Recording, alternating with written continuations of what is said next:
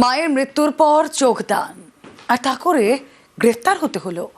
অঙ্গ বিক্রির অভিযোগ তুলে পুলিশের নালিশ করেন প্রতিবেশীরা। তার ভিত্তিতেই গ্রেফতার মৃতের সমাজকর্মী ছেলে সহ 5। নদিয়ার কৃষ্ণনগরে এই ঘটনায় জোর শোরগোল।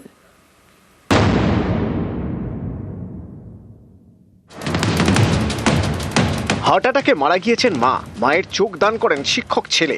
এর জন্য তাকে গ্রেপ্তার করে ফেলল নদিয়ার কৃষ্ণনগরের কোতোয়ালি থানার পুলিশ।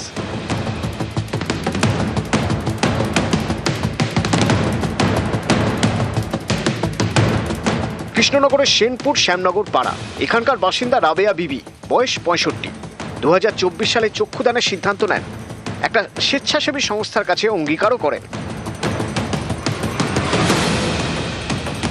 সম্প্রতি অসুস্থ হয়ে পড়েন রাবেয়া। রবিবার সকালে হার্ট অ্যাটাকে মারা যান। মায়ের মৃত্যুর খবর স্বেচ্ছাসেবী সংস্থায় জানান ছেলে আমির চাঁদ শেখ।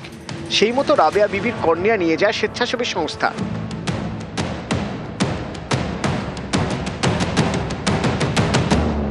এখান থেকেই বিতর্কের শুরু। আমির চাঁদের প্রতিবেশীরা কোতোয়ালি থানার দ্বারস্থ হন। অভিযোগ করেন মৃতের অঙ্গ নাকি বিক্রি করা হয়েছে।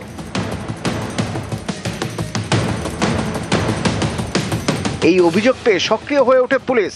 মৃতের 2 ছেলে সহ পরিবারের 5 জনকে গ্রেপ্তার করে। আমার মনে হয় এখানে একটা বড় কোনো একটা চক্রান্ত চলছে। আমরা বারবার জিজ্ঞাসা করেছিলাম যে যদি দান করে যায় তার তো কোনো পেপারস হবে, সেই পেপারসটা ওনারা দেখায়নি। হ্যাঁ, ইভেন পুলিশে গিয়ে ওখানে ফোন লাগায়। হ্যাঁ, ফোন লাগানোর পরে কিছু লোক বলে যে না ওনার ছেলেরা দান করেছে, উনি দান করে যাননি। 5-7 জন লোকজন, তারা কার এক কথা হচ্ছে কিচ্ছু না, ভালো কাজ করেছে একটা। হ্যাঁ, এটা হচ্ছে হিংসা প্রতিবারের যেটা বলা হয়। ধৃতদের এদিন তোলা হয় কৃষ্ণনগর আদালতে। তাদের 3 দিন জেল হেফাজতে রাখার নির্দেশ দেন বিচারক। কৃষ্ণনগর থেকে সমীর রুদ্র, নিউজ 18 বাংলা।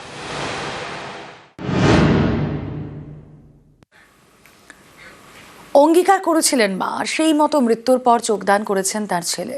কিন্তু প্রতিবেশীদের অভিযোগে তাকে গ্রেফতার করল পুলিশ। শিক্ষক তথা সমাজকর্মী ছেলে সহ 5 জনকে গ্রেফতার।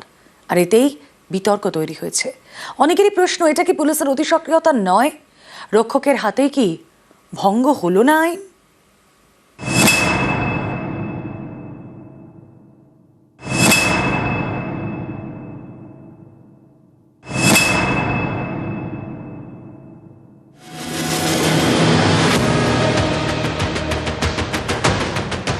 মায়ের মৃত্যুর পর চোখ দান করেছেন, এর জন্য শিক্ষক এবং সমাজকর্মী হিসেবে পরিচিত ছেলেকে গ্রেফতার করেছে পুলিশ। ছেলের নাম আমির চাঁদ শেখ। এই ঘটনায় পুলিশের ভূমিকা নিয়ে অনেকেই প্রশ্ন তুলছেন। কৃষ্ণনগরের সেনপুর শ্যামনগর পাড়ার বাসিন্দা আমির চাঁদ শেখ এলাকারই একটি প্রাইমারি স্কুলের প্যারা টিচার। সামাজিক নানা কাজকর্ম করে থাকেন, বিভিন্ন স্বেচ্ছাসেবী সংস্থার সঙ্গে যুক্ত। 2024-এ তাঁর মা রাবেয়া বিবি চোখদানের অঙ্গীকার করেন। রবিবার তিনি হার্ট অ্যাটাকে মারা যান। স্বেচ্ছাসেবী সংস্থায় ফোন করেন তাঁর ছেলে আমির চাঁদ। তারা রাবেয়া বিবির কর্নিয়া নিয়ে যায়। এরপরেই প্রতিবেশীদের অভিযোগে সমাজসেবী আমির চাঁদ এবং পরিবারের আরও 4 জনকে গ্রেফতার করে পুলিশ।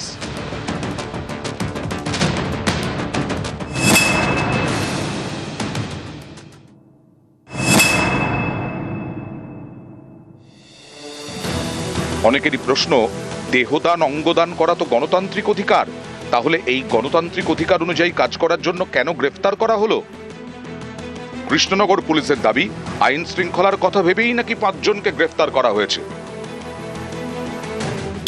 যেরকম অভিযোগ ছিল, এটা একটু সেন্টিমেন্টাল ম্যাটার আছে, একটা ইমোশনাল ম্যাটার আছে। গ্রামে যেটা সিচুয়েশন ছিল, ওকে রেস্কিউ করা আনা হলো, তারপর যেটা এফআইআর ছিল, it is a very হিনাস FIR. So on the basis of the FIR, as per the legal procedure, he was arrested and produced before court. অনেকেরই প্রশ্ন, কোথাও এখন বাল্যবিবাহ হলে কি করবে পুলিশ? স্থানীয়রা যদি বাল্যবিবাহের পক্ষে দাঁড়ান, তাহলে আইন শৃঙ্খলার কথা মাথায় রেখে পুলিশ কি বাল্যবিবাহ আটকাবে না?